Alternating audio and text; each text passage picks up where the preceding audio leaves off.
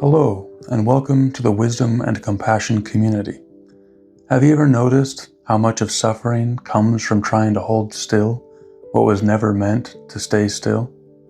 A moment, a relationship, a season of life, an identity, a plan, a version of yourself? We reach for permanence in a world made of movement, and then we suffer when what was always flowing refuses to stay. Life is a lot like a river. It flows whether we approve of it or not. It carries beauty and debris. It can be peaceful, wild, clear, muddy, shallow, or deep. Sometimes it nourishes us. Sometimes it sweeps away what we thought we could keep forever. And one of the deepest forms of wisdom may be this: not merely to endure change, but to understand that change is the nature of things. That is the wisdom of impermanence. Not a cold philosophy, not a gloomy message, not a reason to care less. Actually, it may be one of the great doorways into gratitude, freedom, tenderness, and peace. Most of us do not suffer only because life changes. We suffer because somewhere inside we quietly demand that it should not. We want the good moment to last. We want the people we love to remain exactly as they were. We want our bodies to hold steady. We want certainty about the future. We want our role, our relevance, our routines, our home, our sense of self to stay recognizable. And this is deeply human. There is no shame in it. Of course we cling. Of course we resist. Of course we feel grief when life moves on without asking our permission. The suffering grows heavier when we mistake movement for betrayal, when we treat change not as reality, but as an offense. Imagine trying to stop a river with your bare hands. You would exhaust yourself almost immediately.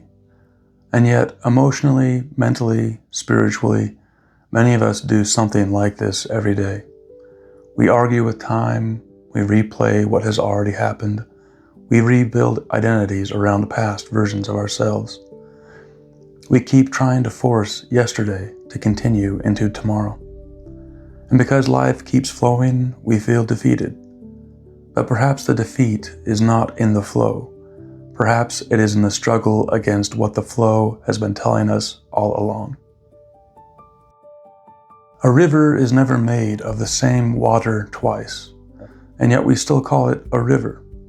That is already a profound teaching. Your body changes, your thoughts change, your relationships change, your priorities change, your joys, your wounds, even your idea of who you are changes over time. And still there is a continuity to your life. Not because nothing changes, but because something deeper than a rigid form keeps moving through all of it. Life is not a static being. It is a living process, a dance of appearing and disappearing, a pattern of arrivals and departures, a current, not a statue. Here is the surprising turn. Impermanence is not only the reason we grieve, it is also the reason anything feels precious. A sunset moves us because it does not stay. A song touches us because it ends. A conversation matters because it cannot be repeated in exactly the same way. A season becomes sacred because we know it is passing. If nothing changed, wonder would flatten, urgency would fade, attention would weaken. Love itself might become lazy. Impermanence is what gives this moment its contour, its tenderness, its unrepeatable value. So many of us live as though peace will arrive once change finally stops. But change is not going to stop. The river is not going to freeze for our convenience, so the invitation is deeper than control. Can we learn to relate differently to the flow? Can we let impermanence soften us instead of frightening us? Can we meet each day less like a jailer trying to lock reality into place, and more like a participant in a living, moving world? This does not mean becoming passive. It does not mean pretending loss does not hurt. It means we stop asking life to be something life has never been. Sometimes people hear impermanence and think it means detachment in the sense of not caring. But real wisdom does not make us colder. It makes us more reverent. Because things pass, we love them more consciously. Because people change, we learn to meet them again. Because life is fragile, we become gentler.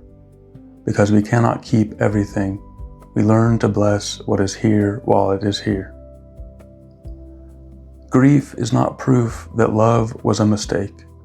Grief is often the price of having truly loved something mortal. And there is something noble in that. So how do we live this? How do we flow without becoming careless? A few ways. First, notice what you are trying to freeze.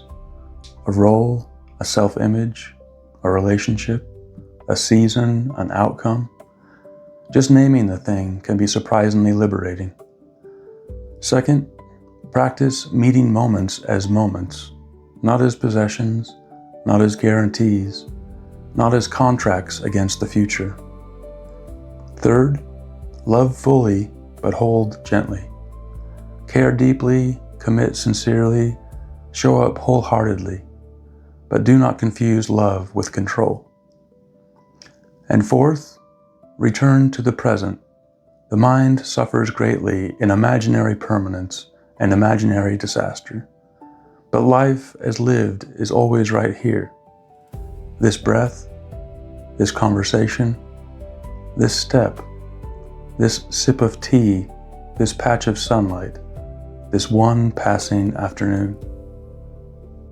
Impermanence is also hopeful. Why?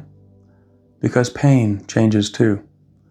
Embarrassment fades, confusion shifts, heartbreak transforms, certainties dissolve, identities crack open. The person you were 5 years ago is not the person sitting here now. That means your stuckness is not final, your fear is not final, your sadness is not final, your limitation is not final. The river carries away more than what we cherish. Sometimes it also carries away what has imprisoned us. And that means change is not merely a thief. Sometimes change is release. Sometimes it is healing. Sometimes it is mercy arriving in unfamiliar clothing. Maybe peace does not come from finally building a life no wind can touch. Maybe peace comes from remembering that you were never meant to be stone. You were meant to be alive. And to be alive is to move, to change, to shed, to outgrow, to release and to begin again, to lose forms and find deeper essence. A river does not fail because it bends. It does not become weak because it yields. It does not lose itself because its shape changes. Its power is in its movement.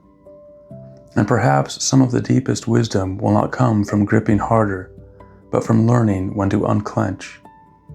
From trusting that not every ending is destruction, not every uncertainty is danger, not every change is a mistake. Some things are leaving your life not because life is against you, but because life is still moving. And maybe your peace begins the moment you stop demanding that the river become a monument. So the next time life changes, and it will, maybe pause before calling it ruin. Maybe ask, what is this moment asking me to release? What is it asking me to appreciate?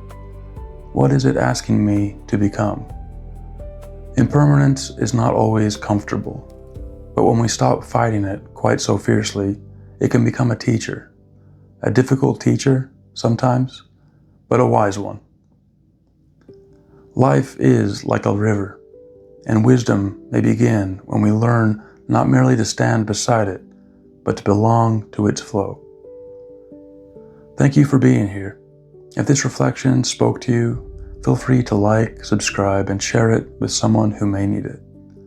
And I'd love to hear from you in the comments. What has impermanence taught you lately? And until next time, Take good care.